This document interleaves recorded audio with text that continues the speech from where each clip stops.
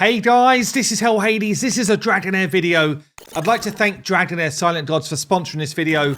And today we're going to be cracking on with Season 3. I'm actually on the test server here, so I'm able to show you some of the new stuff that's due to drop on the 22nd of March in Dragonheir through Season 3. If you've not already checked out this game, you should do. This is actually the opening sequence, but I thought I'd let it play out because it's super cool. And it might be what you're experiencing when you download. There will be a link down below. You can use the link in my pinned comment. You can also use a QR code if you want to get involved. But yeah, Dragonheir Silent Gods. It's got some D&D type themes in terms of dice rolls, in terms of some of the decisions you make and the actions you have to do. It's also got a really cool open world environment where you actually run around with your squad.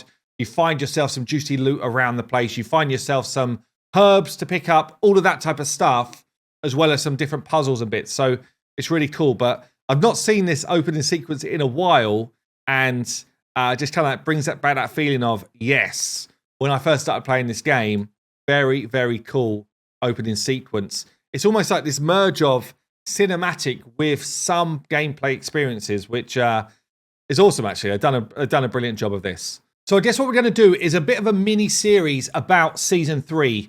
We're going to give you a bit of a flavour of what's going on in general, but then we're going to do videos where I basically take one of the new topics for Season 3 in some detail and go through it. So in terms of some of the stuff you're going to expect, Season 3, Echoes of the Deep, you're going to get yourself some new affinity pairings. So this happens every time, actually, there's a seasonal change. We get these kind of new pairings, which means new team combos. The bosses have got different challenges to face. And a whole bunch of other stuff. So we're going to have Necrosis and Lightning as a pairing, which is quite interesting, actually, because there's some really cool Necrosis heroes. They didn't really get much of a look in Season 2, but with Lightning, that might make some difference for us. We've got Fire and Radiance coming through. We've got Frost and Poison as the new season pairings. So one of the things you should be aware of with Season 3 is there are going to be more rewards. Like, more rewards. It's a rewarding season.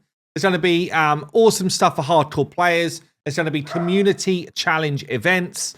This is a tournament that's going to be called King of the Deep. I guess we'll go over that in a bit more detail in another video. We've got new damage types in heroes. I think this video, we're just going to concentrate on heroes and some of the new ones that have come in.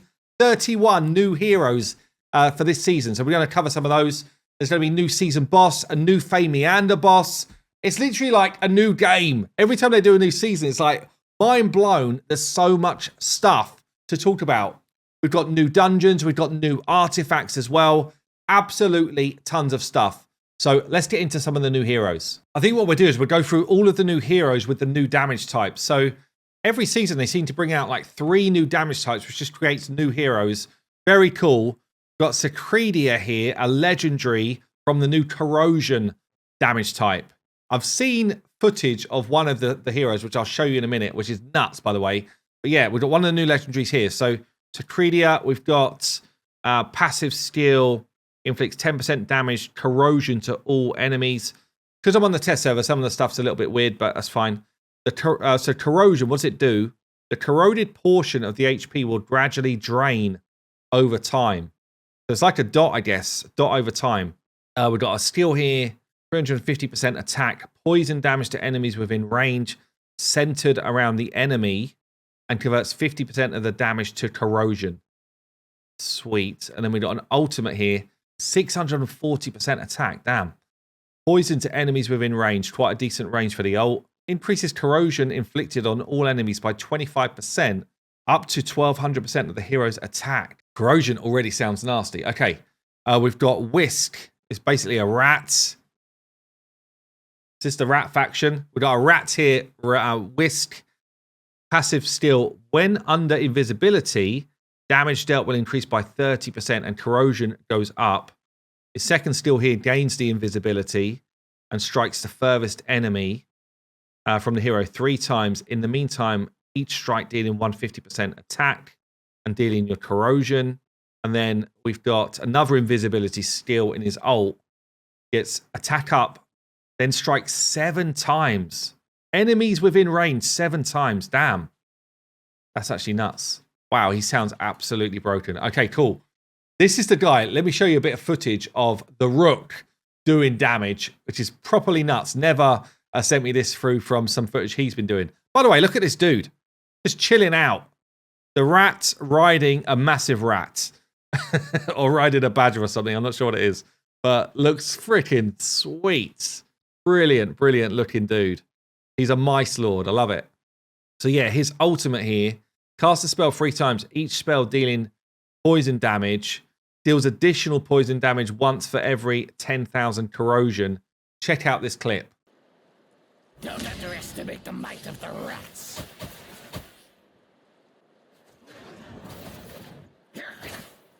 Okay, I'll flick through some of the epics as well. So we've got Gegnu here as a cool-looking dwarf. Look at this. Again, super sweet. What's his ult here? Strikes enemies within range, each dealing poison damage and converting into corrosion. 40% here for the epic. Got ourselves Dragonheir. Hero No More. It's his ult here. Massive damage to enemies afflicted with corrosion. It's one of these kind of like funnel, or no, like ranged kind of ults, which is pretty cool. Dargo here. Damn, this is such good character design. I love this. What's his ult? Full board ult. Love that. Summons 5 orbs to strike random enemies in turn. Enemies without corrosion will be attacked first. And basically we're doing corrosion to them. Is this guy a support or a damage dealer? It sounds like another damage dealer. Okay. That's the corrosion, guys. Let's check out who else we got here. Shadow. Okay, Shadow guys then. Aspalta. Looks a little bit like, I guess, a dark elf. Pretty sleek. She's a captain. What's hers here? Increases allies' attack. We've got dealing damage grants shadow energy. When the hero has enough shadow energy, they can cast it ult. As the battle starts, grants 100 stacks of Heart of Hate, which is increasing damage to all shadow allies. We've then got the second skill here. Throws a shadow blade at the target, dealing 300% damage, necrotic damage to them, and necrotic damage to enemies with a target-centered range. In the meantime, not 100% sure what that means. Gains 10 shadow energy for each enemy hit in this kind of square here. An additional shadow energy when casting this skill. And then she's got her ult. Again, nice range on the ult. Grants 20 shadow energy to all shadow allies. So she's basically boosting all of the other allies with their shadow energy. And she's ignoring 50% of the enemy's defense. That could absolutely smack. What we got here as well. A fiend floating in the air. Look at this one. Super sweet. Great visual. Love that. Love that. It's her ult here. Possesses an ally for 15 seconds. Damn, that's really interesting. During which time the possessed target deals necrotic damage to nearby enemies. The possessed target gains attack up equal to 35% of the fiend's attack. When the possessed target deals damage, 8% of the damage dealt will be converted to their HP. I like that. Okay, who's the other legendary then? We've got Azul. Being the Merciless here. What's going on with that weapon? Looks like he's got a Venus flytrap as a weapon. What's going down? So we've got A1, passive skill.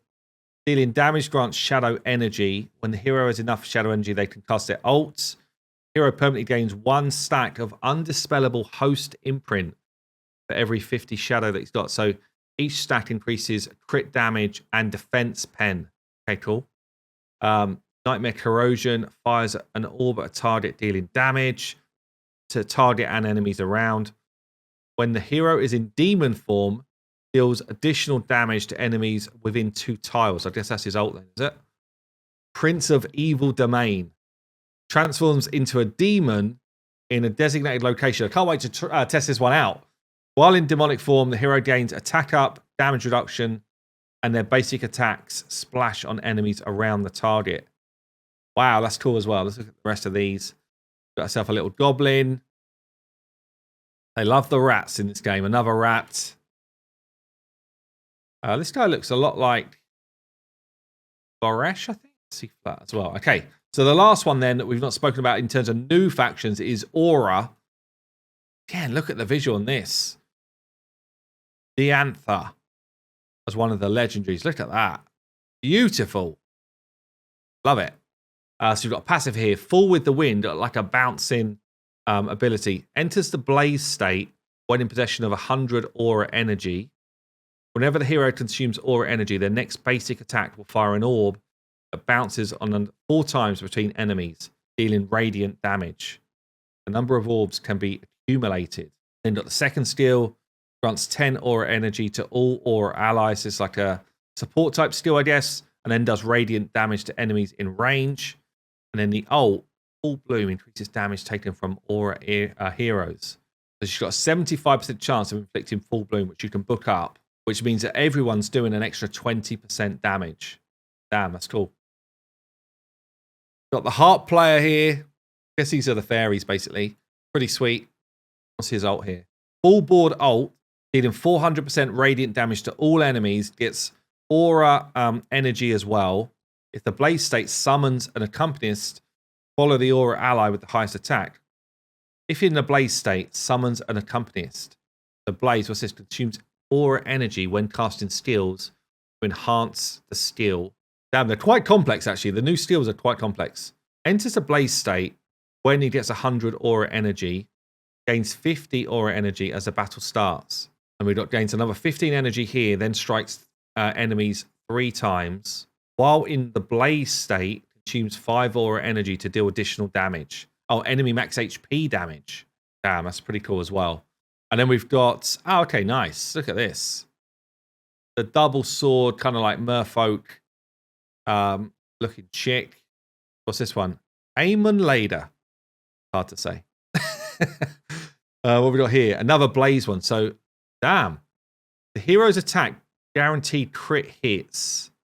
Gains invincibility for 5 seconds if the hero's current HP is below 30%. So basically becomes unkillable if she drops low on health. This happens every 60 seconds as a passive. Then got an aura. Gains 15 aura energy. Deals radiant damage to enemies within range centered on the current target. And gains a shield for 5 seconds. Each enemy hit by the shield grants an additional 20% shield strength. Then the ult. Radiant damage to enemies within range. Consuming the energy to strike enemies within range 2 times in the blaze state. Each strike dealing 10% target max HP radiant damage. It's going to be nuts. So that's 2 10% max HP hits. I mean, against bosses, that's pretty damn insane. See what the other ones look like then. Zilla, RF, pretty cool. Theohine, and Sikol. There you go. That's the 3 new damage types coming in Season 3. Let me know what you think down below. And yeah, I can't wait to get some testing going as soon as I jump in and build some of these out. Don't forget, if you want to get involved now, you can download Dragonheir on my link. There'll be one in the pinned comment, or you can use the QR code. And yeah, thanks again, Dragonheir, for sponsoring the video. I'll see you in the next one.